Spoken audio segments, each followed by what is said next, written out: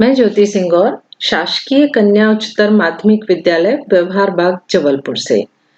बच्चों, आज हम परीक्षा के दृष्टिकोण से बोर्ड परीक्षा द्वारा जारी प्रश्न बैंक के प्रश्नों को आज हम समझेंगे।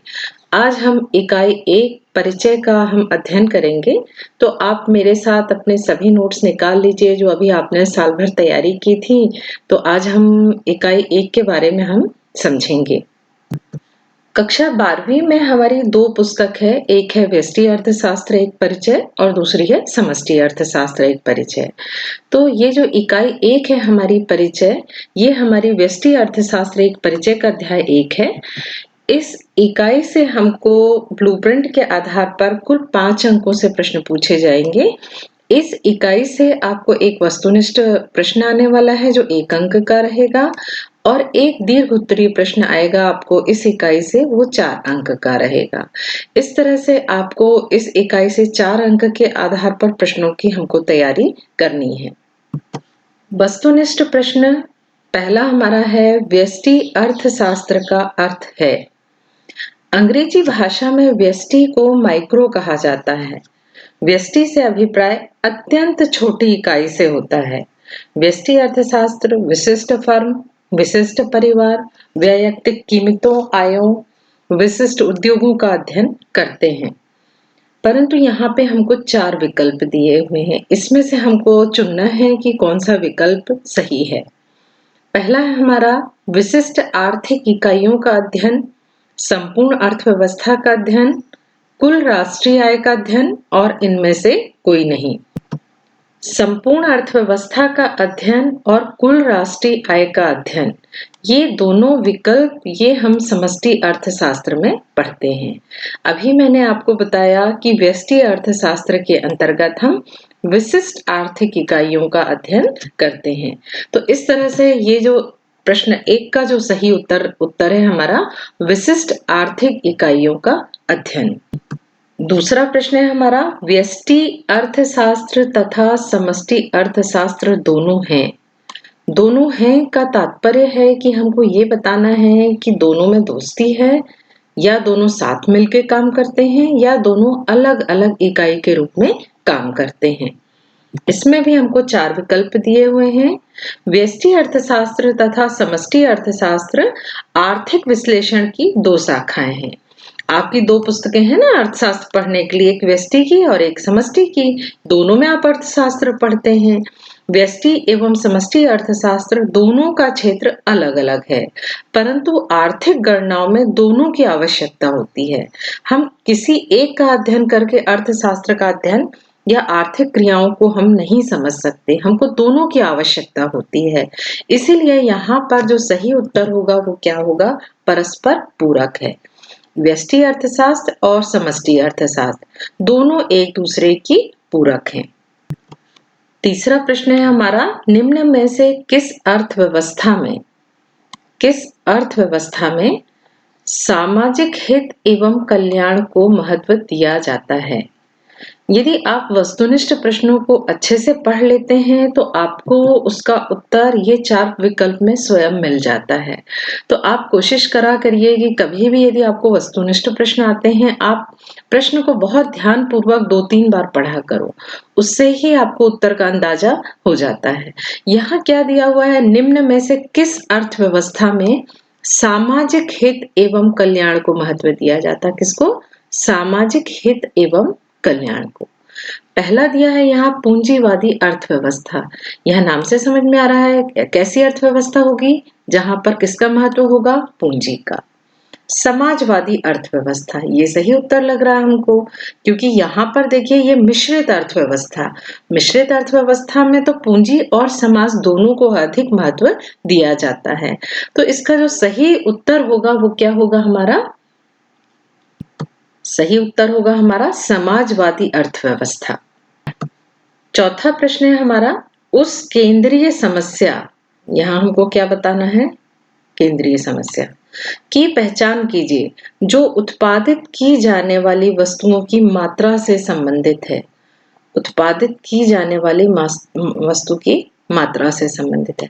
यानी हमको इसमें क्या बताना है कि अर्थव्यवस्था की जो केंद्रीय समस्या अपन ने पाठ में पढ़ा है ना, उनमें से ऐसी कौन सी समस्या है जो वस्तुओं की मात्रा से संबंधित है। हमने पाठ में पढ़ा था अर्थव्यवस्था की कौन-कौन सी समस्याएं हैं केंद्रीय, क्या उत्पादन किया जाए, कैसे उत्पादन किया जाए, किसके लिए उत्पादन किया जाए, ये तीनों केंद्रीय समस्या हमने पाठ के अंतर्गत पढ़ी थी। तो हमको क्या बताना है, केवल वस्तुओं की मात्रा से संबंधित। तो इसका जो सही उत्तर है वो है क्या उत्पादन किया जाए। इस समस्या के दो पहलू हैं, क्या उत्पादन किया जाए तथा कितनी मात्रा में उत्पादन किया जाए। ये जो दोनों समस्याएं हैं ये इसके अंतर्गत है, क्या उत्पादन किया जाए, क्योंकि हमको क्या बताना है, वस्तुओं की मात्रा। तो वस्तुओं की मात्रा की जो समस्या है वो है क्या उत्पादन किया जाए और कितनी मात्रा में उत्पादन किया जाए। ये दोनों समस्याएं इसके अंतर्गत आती है। सूक्ष्म अर्थशास्त्र, सूक्ष्म अर्थशास्त्र और व्यष्टि अर्थशास्त्र दोनों एक ही चीज है। व्यष्टि अर्थशास्त्र को हम सूक्ष्म अर्थशास्त्र भी कहते हैं। सूक्ष्म अर्थशास्त्र में हम विशिष्ट फर्मों का अध्ययन करते हैं, परंतु व्यष्टि अर्थशास्त्र का मुख्य यंत्र कीमत सिद्धांत है। ये बात प्रोफेसर सुल्ज ने कही थी। इसीलिए इसका उत्तर कीमत स्तर भी हो सकता है और विशिष्ट फर्म भी हो सकता है, क्योंकि विशिष्ट फर्मों का अध्ययन हम किसके अंतर्गत करते हैं, व्यष्टि अर्थशास्त्र के अंतर्गत। तो इसका उत्तर मैंने तो दिया है यहाँ पे विशिष्ट फर्म, और यदि प्रोफेसर सुल्ज के अनुसार देखें तो व्यष्टि अर्थशास्त्र का जो मुख्य यंत्र है वो कीमत स्तर का अध्ययन करना है। इकाई 1 से जो हमको एक प्रश्न आने वाला है परीक्षा में वो होगा हमारा 4 अंक का। तो हमको इस तरह से इस पाठ के प्रश्नों की तैयारी करनी है कि हम उसका उत्तर 4 शब्द सीमा में रहकर 4 अंकों के आधार पर हम लिख सकें। सबसे पहला प्रश्न है हमारा, किसी अर्थव्यवस्था की 4 केंद्रीय समस्याओं को समझाइए। अर्थव्यवस्था क्या है? सबसे पहले तो हमको ये पता होना चाहिए कि अर्थव्यवस्था क्या है। अर्थव्यवस्था ऐसा क्षेत्र है जहां लोग अपनी आजीविका अर्जित करने के लिए बहुत सारी आर्थिक क्रियाएं करते हैं। जैसे आपके पापा यदि टीचर होंगे तो वो स्कूल जाते हैं, या डॉक्टर हैं तो वो कहाँ जाते हैं, अस्पताल जाते हैं। उद्योगपति अपना उद्योग चलाते हैं। तो ये जो सारे काम होते हैं जिस क्षेत्र में, वो कहलाता है अर्थव्यवस्था। तो किसी भी अर्थव्यवस्था में जो मुख्य 4 केंद्रीय समस्याएं हैं उसको आज हमको समझेंगे। एक अर्थव्यवस्था को, चाहे वह धनी हो या निर्धन, यानी अर्थव्यवस्था चाहे धनी हो या निर्धन, विकसित हो या अविकसित, कैसी भी अर्थव्यवस्था हो, 3 मुख्य केंद्रीय समस्याओं का उनको सामना करना पड़ता है। जैसे पहला है हमारा, क्या उत्पादन किया जाए, कैसे उत्पादन किया जाए, किसके लिए उत्पादन किया जाए। परंतु भारत जैसी अविकसित अर्थव्यवस्था या अल्प विकसित अर्थव्यवस्था के संदर्भ में 2 अन्य समस्याएं बताई गई हैं। संसाधनों का पूर्ण प्रयोग कैसे हो और संसाधनों की समृद्धि कैसे हो। इसका डिटेल हम आगे समझ लेते हैं। तो अर्थव्यवस्था की जो मुख्य 4 समस्याएं हैं ये चारों हैं। हमारी पहली समस्या थी क्या उत्पादन किया जाए। प्रत्येक अर्थव्यवस्था की सबसे पहली समस्या यह है कि कौन सी वस्तु और सेवाओं का उत्पादन किया जाए जिससे लोगों को अधिकतम आवश्यकताओं की संतुष्टि किया जा सके। इस समस्या का जो उदय होने का मुख्य जो कारण है, ये समस्या का जो मुख्य कारण है वो है दुर्लभता, कि हमारे पास जो साधन है वो कैसे हैं, कम है। अतः प्रत्येक अर्थव्यवस्था को यह चुनाव करना पड़ता है कि किन आवश्यकताओं को संतुष्ट किया जाए और किन का त्याग किया जाए। जिन आवश्यकताओं को संतुष्ट करने का निर्णय ले लिए जाते हैं उनमें भी 2 समस्या है। यानी कहने का मतलब है क्या उत्पादन किया जाए, इसका जो मुख्य कारण है ये है चुनाव। हमको चुनाव करना पड़ता है कि हम किन वस्तुओं का उत्पादन करें और किन का उत्पादन नहीं करें। इससे संबंधित जो समस्या के 2 पहलू हैं, हमने वस्तुनिष्ठ में भी देखा था कि कितनी मात्रा में उत्पादन किया जाए, क्या उत्पादन किया जाए ये निर्णय लेना पड़ता है। और ये जब डिसाइड हो जाता है कि हम क्या उत्पादन करें, तो दूसरी समस्या इसी से संबंधित है कि हम कितनी मात्रा में उत्पादन करें। क्या उत्पादन किया जाए? एक तो अर्थव्यवस्था को यह निर्णय लेना पड़ता है कि कौन सी वस्तुओं और सेवाओं का उत्पादन किया जाए। उपभोक्ता वस्तु का उत्पादन करें, जैसे चीनी है, कपड़ा है, गेहूं है, घी का उत्पादन किया जाए, या पूंजीगत वस्तुओं का उत्पादन किया जाए, जैसे मशीन है, ट्रैक्टर है, किसका उत्पादन करें। या देश में युद्धकालीन वस्तुओं का उत्पादन अधिक किया जाए, जैसे बंदूक है, तोप है, टैंक है, इनका उत्पादन किया जाए। यानी कहने का मतलब है अर्थव्यवस्था को ये समझ में नहीं आता, ये डिसाइड करना पड़ता है कि हमारे देश की अर्थव्यवस्था को कौन-कौन सी वस्तुओं की आवश्यकता है।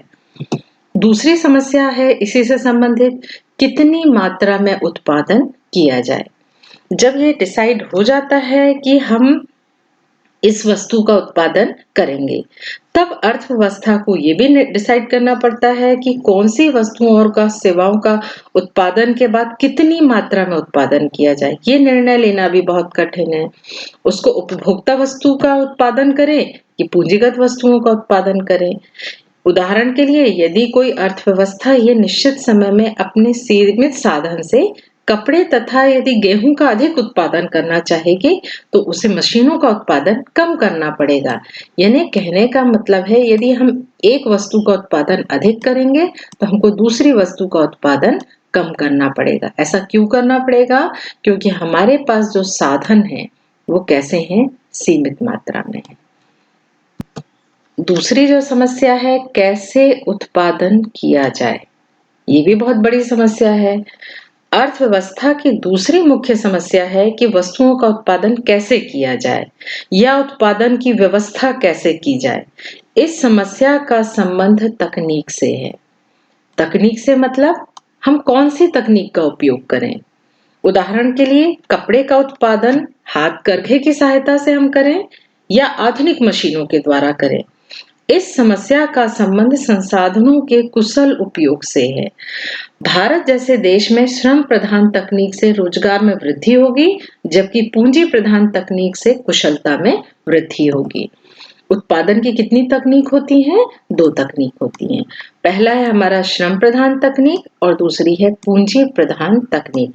देखिए, आपको इसको याद करने की आवश्यकता नहीं है। आप यदि ये पॉइंट याद कर लेंगे, इससे ही आपको इसका विश्लेषण करना आसान हो जाएगा। यहाँ दिया है श्रम प्रधान।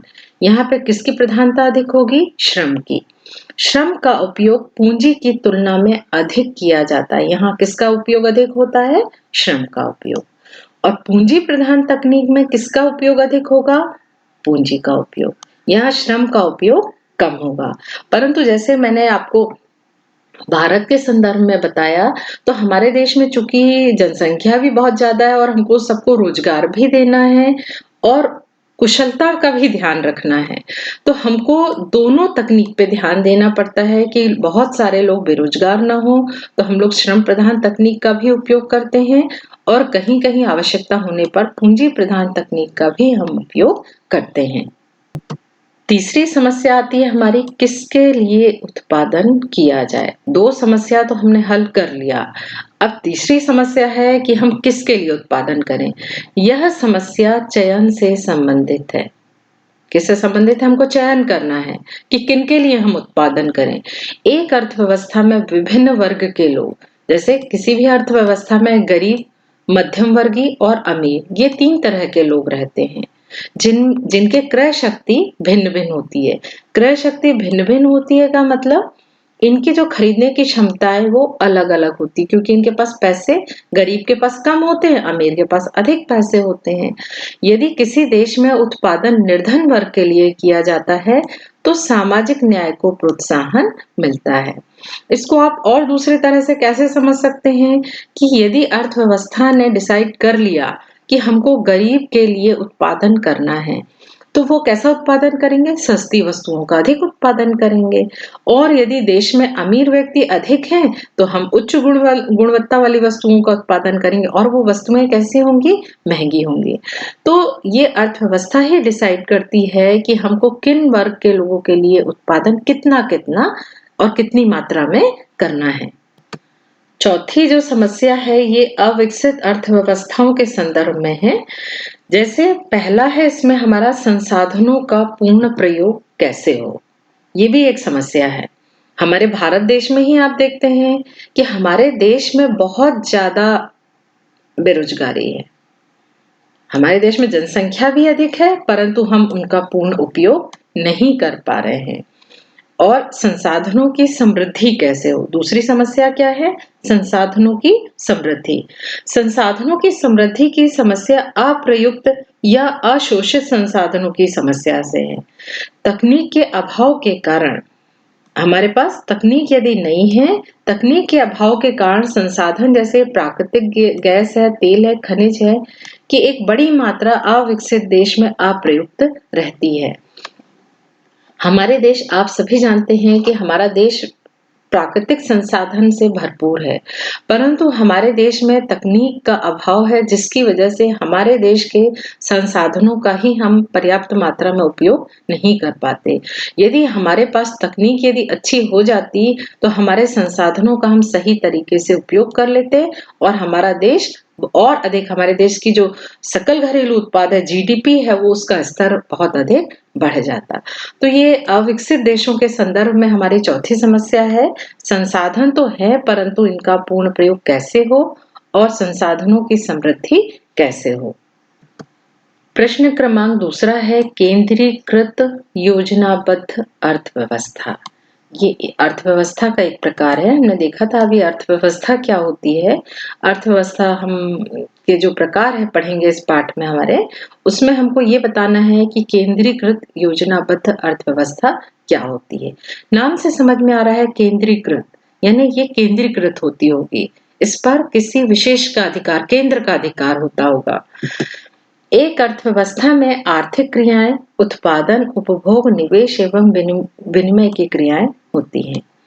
उस देश की सरकार के द्वारा नियंत्रित एवं नियमित की जाती है केंद्रीकृत योजनाबद्ध अर्थव्यवस्था कहलाती है।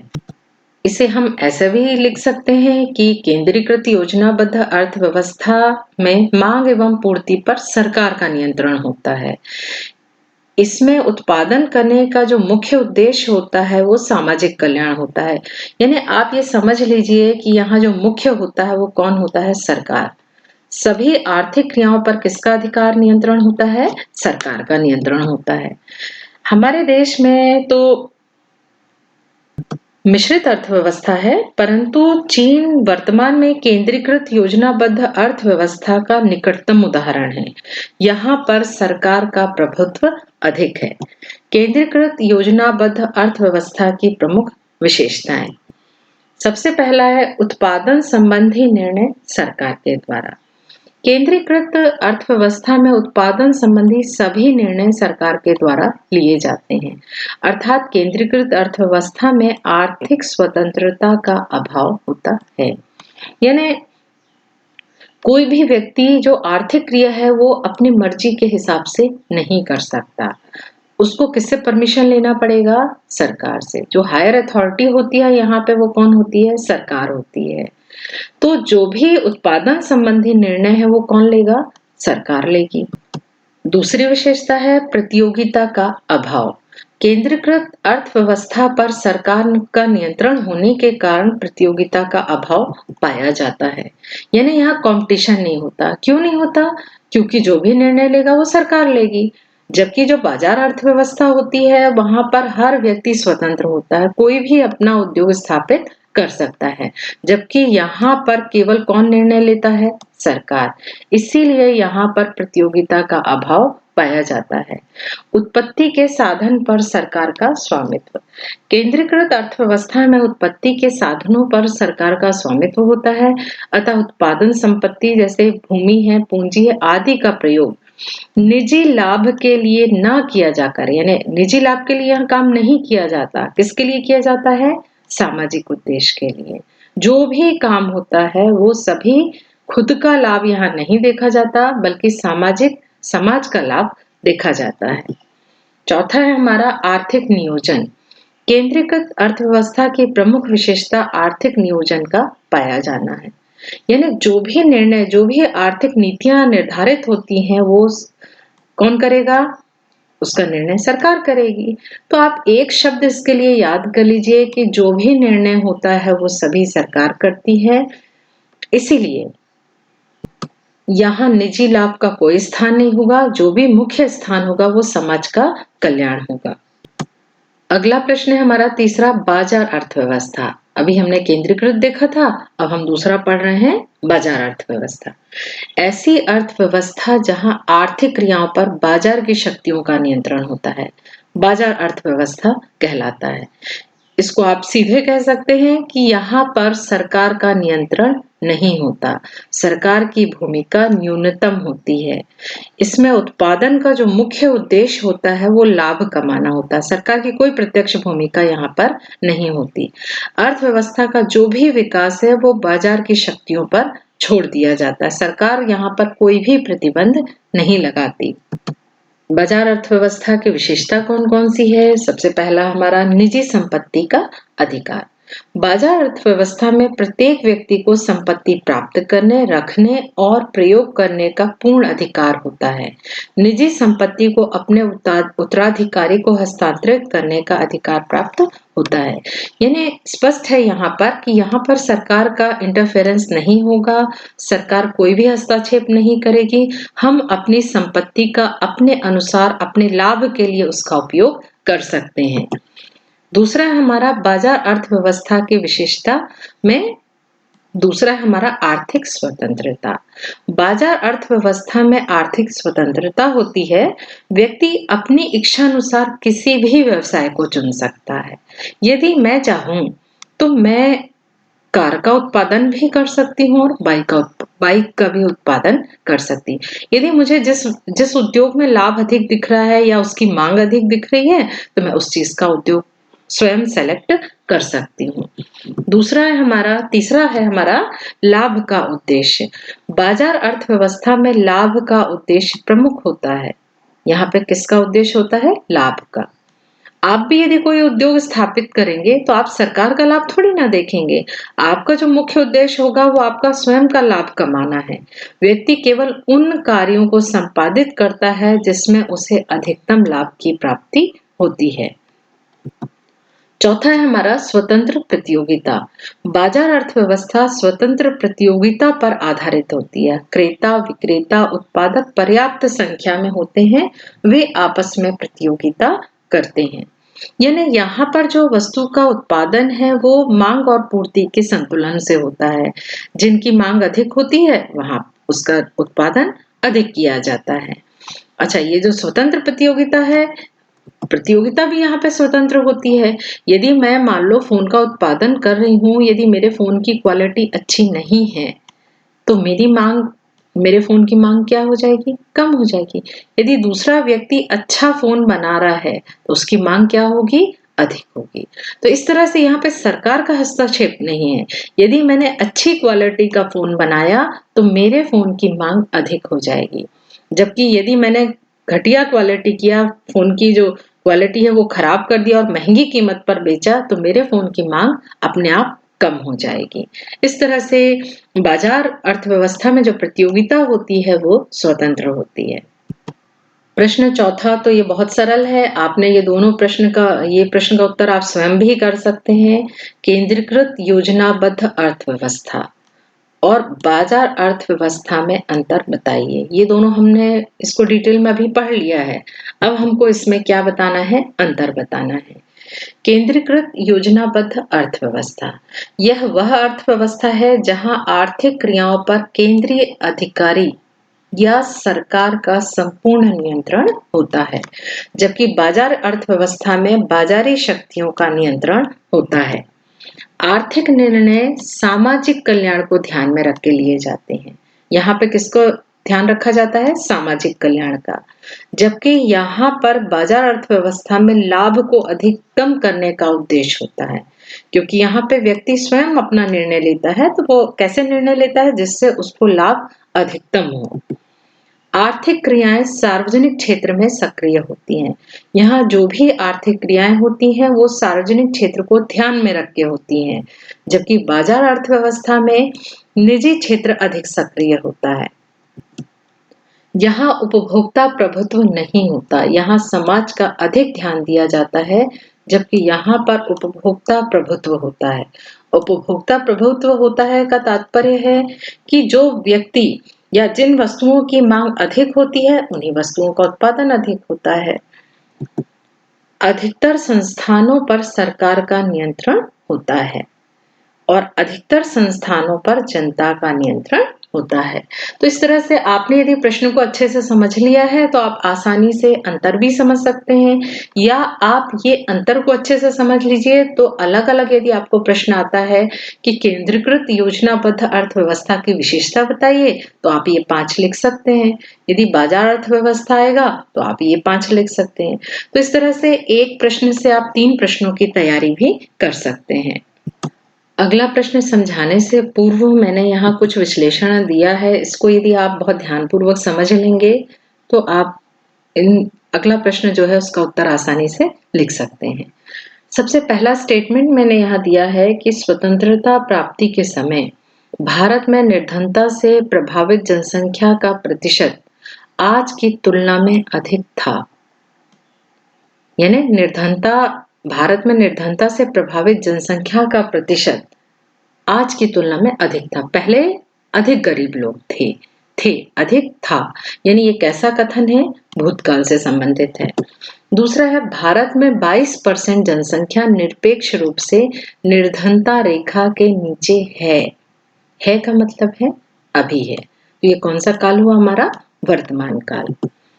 यदि भारत की जनसंख्या वर्तमान दर से बढ़ती रही तो वर्ष 2023 में निर्धनता रेखा के नीचे रहने वालों की जनसंख्या का प्रतिशत 22% से अधिक होगा। यानी भविष्य में कब होगा? 23 में। यानी यहाँ पर हमने क्या देखा कि ये तीनों काल हैं। ये जो स्टेटमेंट है भूतकाल, वर्तमान काल और भविष्य काल, ये सभी कथन वास्तविक अर्थशास्त्र के या सकारात्मक अर्थशास्त्र के अंश हैं। ये अवलोकन भूत, वर्तमान और भविष्य में निर्धनता की स्थिति पर प्रकाश डालते हैं। इसीलिए सकारात्मक अर्थशास्त्र क्या था, क्या है और क्या होगा से संबंधित है। ये कथन आर्थिक समस्याओं की प्रकृति और मात्रा पर प्रकाश डालते हैं अथवा मनुष्य के भूत, वर्तमान और भविष्य से संबंधित आर्थिक व्यवहार का विश्लेषण करते हैं। इन कथनों की सत्यता को हम जांच सकते हैं। ये कथन अर्थशास्त्रियों के किसी कथन, मूल्यांकन और विचार को ये नहीं दर्शाते। इसका तात्पर्य है ये वास्तविक होते हैं। हम इनका अवलोकन कर सकते हैं आंकड़ों के माध्यम से। यदि हम देखेंगे कि वास्तव में निर्धनता, ये स्टेटमेंट हमें देखना है तो हम इनके आंकड़े देख लेंगे कि स्वतंत्रता के समय निर्धनता कितनी थी और आज कितनी है, या आज अभी वर्तमान में कितनी जनसंख्या है। तो इस आधार पर ये जो होते हैं इनमें वाद विवाद का विषय हो सकता है, परंतु हम इनकी सत्यता की जांच कर सकते हैं। दूसरा है हमारा आदर्शक अर्थशास्त्र। इसमें भी मैंने 3 कथन लिया है। महात्मा गांधी राष्ट्रीय ग्रामीण रोजगार गारंटी अधिनियम मनरेगा एक दिन देश में बेरोजगारी का अंत करेगा। क्या कह रहा है कि मनरेगा एक दिन देश में बेरोजगारी का अंत कर देगा। ग्रामीण क्षेत्र में जो रोजगार गारंटी कार्यक्रम है ना मनरेगा, आपने भी सुना होगा, 10th क्लास में आपने पढ़ा है ये मनरेगा के बारे में। तो ये स्टेटमेंट है कि ये बेरोजगारी का अंत कर देगा। मनरेगा केवल भारत के ग्रामीण इलाकों के बेरोजगार लोगों को वित्तीय सहायता देने की योजना है। और तीसरा कथन है मनरेगा को समाप्त कर देना चाहिए क्योंकि यह करदाताओं के पैसों का प्रयोग करता है। ये सभी कथन आदर्शात्मक अर्थशास्त्र के अंश हैं। ये केवल अर्थशास्त्रियों के विचार हैं। इनकी सत्यता को हम नहीं जांच सकते। ये जो इससे संबंधित कोई आंकड़े नहीं है, ये अर्थशास्त्रियों ने ये विचार दिया है। ये केवल अर्थशास्त्रियों के विचार हैं कि क्या होना चाहिए। जबकि हमने क्या देखा था? वास्तविक अर्थशास्त्र में क्या देखा था? क्या था, क्या है और क्या होना चाहिए। इस प्रकार जो आदर्शक अर्थशास्त्र है, इनके कथनों पर वाद विवाद और बहस हो सकती है। कोई भी कह सकता है कि नहीं, ऐसा नहीं है, मनरेगा आवश्यक है। ये कथन केवल विचार दर्शाते हैं, इनकी हम सत्यता की जांच नहीं कर सकते। जबकि जो सकारात्मक अर्थशास्त्र है, उसकी सत्यता की जांच हम कर सकते हैं। अगला प्रश्न था जो हमारा था, यही इसी से संबंधित मैंने स्टेटमेंट बताए थे जिससे आपके कॉन्सेप्ट क्लियर हो। सकारात्मक और आदर्शक अर्थशास्त्र में अंतर बताइए। सकारात्मक अर्थशास्त्र में कथन भूत, वर्तमान और भविष्य, मैंने 3 स्टेटमेंट बताए थे ना, जो किस पर आधारित थे? भूत, वर्तमान और भविष्य से संबंधित आंकड़े और तथ्य पर आधारित होते हैं। कौन सा? सकारात्मक अर्थशास्त्र। जबकि आदर्शक अर्थशास्त्र में आर्थिक मुद्दों या आर्थिक समस्याओं पर अर्थशास्त्रियों के विचार से संबंधित है। यहाँ केवल क्या दिए जाते हैं? विचार। ये विचार कि ये सही है या नहीं है। सकारात्मक अर्थशास्त्र का कथन क्या था, क्या है और क्या होगा से संबंधित है, जबकि आदर्शक अर्थशास्त्र के कथन क्या होना चाहिए से संबंधित है। इन तथ्यों की सत्यता की जांच कर सकते हैं क्योंकि तथ्यों पर आधारित होते हैं। ये किस पे आधारित होते हैं? फैक्ट्स पे, आंकड़ों पर आधारित होते हैं, इसलिए हम इनकी सत्यता की जांच कर सकते हैं। और ये किस पे आधारित होते हैं? कथन पर आधारित होते हैं। इसीलिए किसी के कथन को हम जांच, उसके सत्यता की जांच हम नहीं कर सकते, केवल डिस्कशन कर सकते हैं। तथ्यों का विश्लेषण कर सकते हैं और यह केवल सुझाव देता है, यह हमारी विधि हमारे लिए अनुकूल है या नहीं। तो यहाँ केवल सुझाव होता है, जबकि यहाँ हम तथ्यों का विश्लेषण कर सकते हैं। यदि मैंने जैसे कह दिया कि मेरा वजन 100 किलो है, तो मैंने तो बोल दिया कि मेरा वजन 100 किलो है, तो हम इसको तौल कर नाप सकते हैं। हो सकता है कि गलत भी हो, कि मेरा वजन 98 किलो हो, परंतु हम इसकी जांच कर सकते हैं। यहाँ पर क्या होता है, जैसे ये कथन है, व्यावसायिक शिक्षा को प्राथमिक शिक्षा में शामिल करना चाहिए।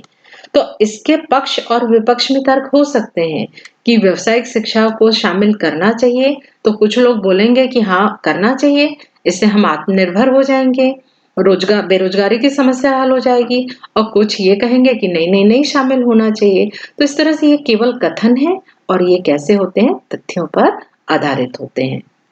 प्रश्न क्रमांक 6 है हमारा, व्यष्टि तथा समष्टि अर्थशास्त्र में अंतर बताइए। व्यष्टि अर्थशास्त्र में व्यक्तिगत आर्थिक इकाइयों का अध्ययन किया जाता है। ये छोटा क्षेत्र होता है, इसमें हम कैसी इकाइयों का अध्ययन करते हैं? व्यक्तिगत इकाई का। समष्टि अर्थशास्त्र में संपूर्ण अर्थव्यवस्था को एक समग्र इकाई के रूप में अध्ययन करते हैं। यानी समष्टि अर्थशास्त्र में हम बड़े क्षेत्र का अध्ययन करते हैं, जबकि व्यष्टि अर्थशास्त्र में हम छोटी इकाइयों को, व्यक्तिगत इकाइयों का अध्ययन करते हैं। दूसरा हमारा अध्ययन का क्षेत्र। अध्ययन का क्षेत्र तो बहुत सरल है, आप अपने मन से लिख सकते हैं। मैंने जो आपकी दोनों पुस्तक है, व्यष्टि अर्थशास्त्र और समष्टि, उनके पाठों का नाम लिख दिया है। व्यष्टि अर्थशास्त्र में हम क्या पढ़ते हैं? हमारा ये इकाई है ना, उपभोक्ता व्यवहार का सिद्धांत, उत्पादक व्यवहार का सिद्धांत, कीमत निर्धारण, ये हमारे पाठ के नाम है। ये हम किस में पढ़ते हैं? व्यष्टि की बुक में। और समष्टि में हम क्या पढ़ते हैं? राष्ट्रीय आय। ये बड़ा क्षेत्र है इसका। पूरे देश की आय, पूर्ण रोजगार, सरकारी बजट और नीतियां, ये सब हम समष्टि में पढ़ते हैं। विनिमय दर और भुगतान शेष, यानी इसमें हम पूरे देश और अंतरराष्ट्रीय स्तर की आर्थिक समस्याओं का अध्ययन समष्टि अर्थशास्त्र में हम करेंगे। या ये कह सकते हैं, व्यष्टि अर्थशास्त्र एक छोटे अंश का अध्ययन करता है, जबकि समष्टि अर्थशास्त्र संपूर्ण आर्थिक प्रणाली का अध्ययन करता है। व्यष्टि अर्थशास्त्र का मुख्य यंत्र कीमत सिद्धांत है। प्रोफेसर सुल्जन ने कहा था कि व्यष्टि अर्थशास्त्र का मुख्य यंत्र कीमत सिद्धांत है, जबकि समष्टि अर्थशास्त्र का मुख्य यंत्र राष्ट्रीय आय विश्लेषण है। राष्ट्रीय आय व रोजगार का विश्लेषण करना है। उपयोगिता इसकी, व्यष्टि अर्थशास्त्र केवल एक स्थान विशेष के लिए ही उपयोगी है, जबकि समष्टि अर्थशास्त्र की उपयोगिता अंतरराष्ट्रीय स्तर की है। इसकी समस्या, व्यष्टि अर्थशास्त्र केवल व्यक्ति विशेष की समस्याओं का अध्ययन कर नीति की व्याख्या करता है, जबकि समष्टि अर्थशास्त्र संपूर्ण अर्थव्यवस्था की समस्या का विश्लेषण करेगा, क्योंकि इसका क्षेत्र कैसा होता है, बड़ा होता है, और इसका कैसा होता है, क्षेत्र छोटा होता है। हमारा अंतिम प्रश्न है, व्यष्टि अर्थशास्त्र का महत्व लिखिए। व्यष्टि अर्थशास्त्र का महत्व निम्नलिखित है। सबसे पहला है, संपूर्ण अर्थव्यवस्था के व्यवहार को समझने में सहायक। व्यक्तिगत आर्थिक इकाइयां मिलकर ही संपूर्ण अर्थव्यवस्था का निर्माण करते हैं। अतः संपूर्ण अर्थव्यवस्था को समझने के लिए यह आवश्यक है कि विभिन्न व्यक्तिगत आर्थिक नीतियों का विस्तृत अध्ययन किया जाए। यदि हमें ये पता करना है कि हमारे देश का एजुकेशन सिस्टम कैसा है, यदि हमको संपूर्ण अर्थव्यवस्था यानी हमारे को भारत देश के एजुकेशन सिस्टम के बारे में हमको पता करना है कि बच्चे इस वर्ष पढ़ाई कर रहे हैं कि नहीं, तो ये हमको कहाँ से पता चलेगा? ये तो हमको स्कूलों से पता चलेगा। हम पहले सभी शहर के सभी स्कूलों का हम आंकड़े सरकार एकत्रित करेगी, फिर कहाँ पहुंचेगा ये? जिले में। जिला स्तर पर सभी संबंधित आंकड़े एकत्रित होंगे, फिर प्रदेश स्तर पर, और प्रदेश स्तर से अंत में ये जाएगा राष्ट्र के स्तर पर। तो यदि हमको संपूर्ण अर्थव्यवस्था के व्यवहार को समझना है, तो हम ये जो व्यक्तिगत इकाइयां हैं इनको इग्नोर नहीं कर सकते। ये भी हमारे लिए उतनी ही आवश्यक है जितनी कि राष्ट्रीय स्तर की समस्याएं। बिना हम ये छोटी इकाइयों के हम बड़ी इकाई का अध्ययन नहीं कर सकते, हम संपूर्ण अर्थव्यवस्था को नहीं समझ सकते। दूसरा है आर्थिक नीति के निर्माण में सहायक। अर्थव्यवस्था का आर्थिक नीतियों के निर्धारण में महत्वपूर्ण स्थान है। जैसे हम आर्थिक नीतियों के जैसे हम इस बात का अध्ययन कर सकते हैं कि सरकार की नीतियों का वस्तु की कीमत पर मूल्य निर्धारण पर या मजदूरी पर क्या प्रभाव पड़ता है। तो इन सभी समस्याओं का अध्ययन भी हम किस पे करेंगे? व्यष्टि। बिना व्यष्टि के समष्टि अधूरी है। हम ये पहले ही पढ़ चुके हैं कि दोनों एक दूसरे के पूरक हैं। जब तक हम व्यष्टि का अध्ययन नहीं करेंगे, हम समष्टि के निर्णय नहीं ले सकते। तीसरा है हमारा व्यक्तिगत इकाइयों की समस्याओं के समाधान में उपयोगी। व्यष्टि अर्थशास्त्र व्यक्तिगत इकाई की समस्याओं के समाधान में भी उपयोगी है। व्यष्टि अर्थशास्त्र व्यक्तिगत इकाइयों की समस्याओं का अध्ययन करता है, वहीं दूसरी ओर इन इकाइयों की समस्याओं का समाधान भी करता है। यदि हम व्यष्टि अर्थशास्त्र की बात करें तो हमारा क्षेत्र कैसा होता है? छोटा होता है। तो ये क्यों जरूरी है? यदि किसी क्षेत्र में मान लो गृह उद्योग चल रहे हैं, मान लो पापड़ बनाने के उद्योग उस गांव में, उस जिले में हर जगह, या हस्तशिल्प का काम हो रहा है, तो इसको हमको क्या करना पड़ेगा? यदि इनकी कोई समस्या है तो हमको तो ये देखना पड़ेगा ना, या हम सरकार चाहती है कि ये और अधिक पैसा अर्जित करें, तो ये व्यक्तिगत इनकी जो समस्या है इनका निराकरण व्यष्टि अर्थशास्त्र में होगा। यदि इनको प्रॉपर मार्केट नहीं मिल रहा है तो सरकार इनकी हेल्प करेगी, लेकिन इसके लिए हमें ये तो देखना पड़ेगा कि इनकी समस्या क्या है। कि ये उत्पादन तो बहुत अच्छा कर रहे हैं या इनकी क्वालिटी बहुत अच्छी है, परंतु इनको मार्केट उपलब्ध नहीं हो रहा। तो यदि हमको व्यक्तिगत समस्या देखना है तो हमको व्यष्टि अर्थशास्त्र ही देखना पड़ेगा। व्यक्तिगत इकाई की कार्यकुशलता में वृद्धि में सहायक। अर्थव्यवस्था में कार्य करने वाली व्यक्तिगत इकाइयों का अध्ययन से उसमें पाई जाने वाली कमियों का हम पता लगा सकते हैं और उनकी कार्यकुशलता में सुधार किया जा सकता है। यही जो मैंने बताया था अभी कि हस्तशिल्प मान लो यदि ये उत्पादन कर रहे हैं, बहुत अच्छा उत्पादन कर रहे हैं, यदि इसमें कुछ कमी है तो हम इसका पता लगा के, इनकी समस्या का पता लगा के इनमें हम और अधिक सुधार कर सकते हैं, जिससे इनकी कार्यकुशलता बहुत अधिक बढ़ जाए और उनके आय के स्रोत भी बढ़ जाएं। तो व्यष्टि अर्थशास्त्र हर मायने पे किसी भी अर्थव्यवस्था के लिए व्यष्टि अर्थशास्त्र का ज्ञान होना बहुत आवश्यक है। तो बच्चों, ये हमारा इकाई 1 के सभी प्रश्न 7 प्रश्न थे, सातों हमने समझ लिया है। आप परीक्षा के लिए तैयारी अभी से शुरू कर दीजिए, क्योंकि जैसे ही सरकार की गाइडलाइन आती है इसके बाद हमको परीक्षा तो देनी ही पड़ेगी, क्योंकि कक्षा 12वीं है और परीक्षा के दृष्टिकोण से और ज्ञान के दृष्टिकोण से भी हमारा ये अध्याय बहुत इम्पोर्टेंट है। आप इसके नोट्स भी बना लीजिए और परीक्षा के लिए तैयारी कीजिए। Thank you.